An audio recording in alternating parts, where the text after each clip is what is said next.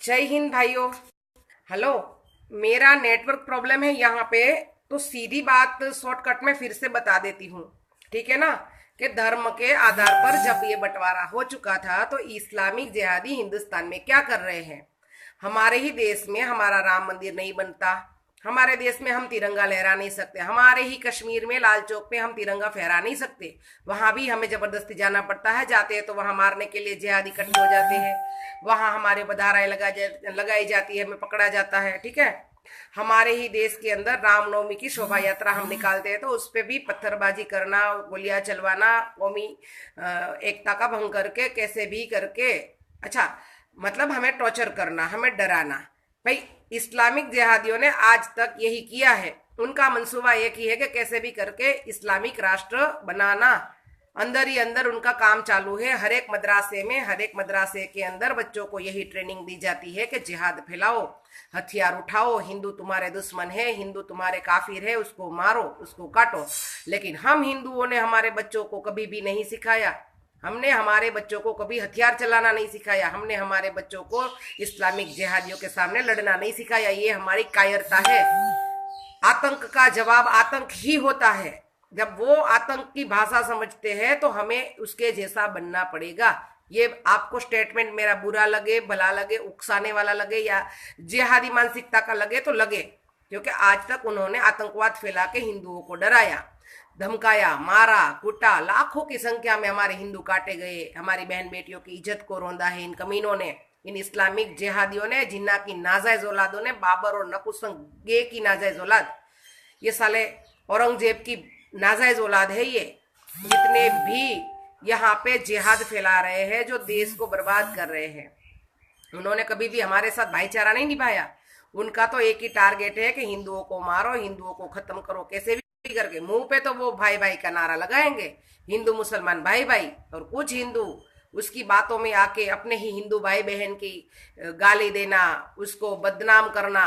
Islamic जिहादियों की बातों में हमारे हिंदू आ जाते हैं और उसको बदनाम करना। एक मतलब मुझे ये एक्सपीरियंस है, जब मेरा मामला गुजरात में हुआ, पूरे देश में मेरे लिए एफआईआर हुई, उसमें कुछ हिंदू ऐसे थे जिन्होंने मुझे बहुत गालियां दी, जिन्होंने मुझे बहुत ही भला बुरा बोला, मुसलमानों के पास बैठ के वीडियो बनाए कि ये तो हमारे, आप अपने आप को सबको भड़का रही है, ये तो हमारी कौमी एकता तोड़ रही है, ये तो ऐसी है वैसी है।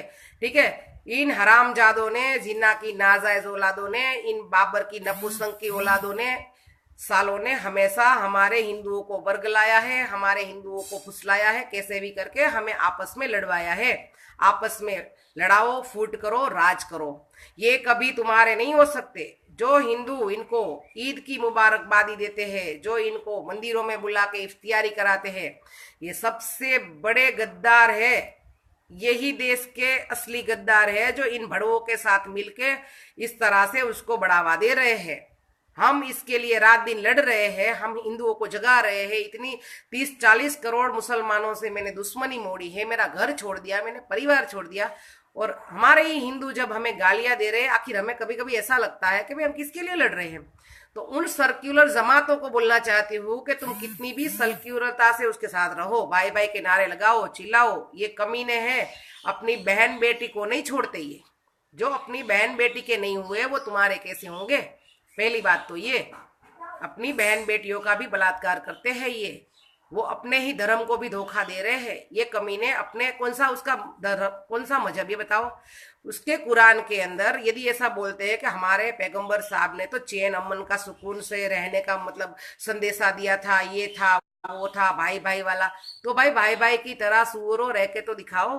तुमको हमारे राम मंदिर से तकलीफ है, हमारी शोभा यात्रा से तकलीफ है, तुमको कोई रूल्स फॉलो नहीं करने। हम तो फॉलो कर रहे हैं जन नियंत्रण कानून वाला कानून, कि हम दो हमारे दो।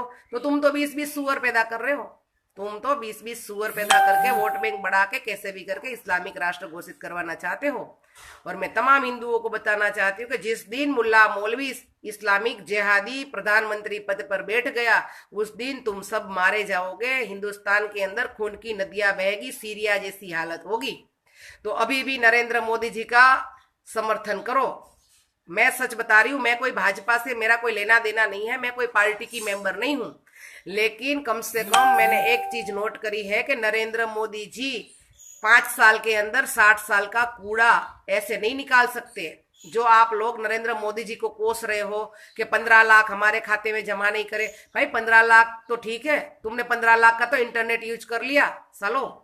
15 लाख के बदले कितनों का तुमने इंटरनेट यूज कर लिया। रात दिन तुम आजादी से बोल सकते हो। जो इतनी जागरूकता आई है, हमारे हिंदुओं में एकता आई है, आज हम इतना बोल रहे हैं, चाल रहे हैं, जो भी कुछ कर रहे हैं, वो हमारे मोदी जी और बाबा आदित्यनाथ जी की देन है। ठीक है, उसको कोसो मत। 60 साल का कूड़ा गांधी ने भर के रखा है पूरा। गांधी ने तो पूरे देश की वोट लगा दी थी उस टाइम, इन हरामजादों को देश में रख दिया, हमारी पूरी ऐसी बर्बादी करने के लिए रखा कि क्या बताऊं। और उसकी औलादों ने आज तक इस्लामिक जिहादियों का सपोर्ट किया। मतलब मुल्ला पार्टी है कांग्रेस में, साहब बताओ, मुल्ला पार्टी है कांग्रेस, मुल्लों की ही सपोर्टर है, मुसलमानों की है। मैं तो उसको हिंदू मान ही नहीं सकती।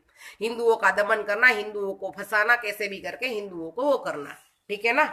तो मैं योगी आदित्यनाथ जी का, मोदी जी का समर्थन इसलिए करती हूँ कि भाई हम उसको क्यों कोसे। 5 साल खाली हुए हैं सत्ता में आए, भाई 4-5 साल में क्या होगा। 60 साल का उन हरामजादों ने जो कूड़ा जमा करके रखा है, जो बर्बाद कर दिया है देश को, नोच नोच के खाया है।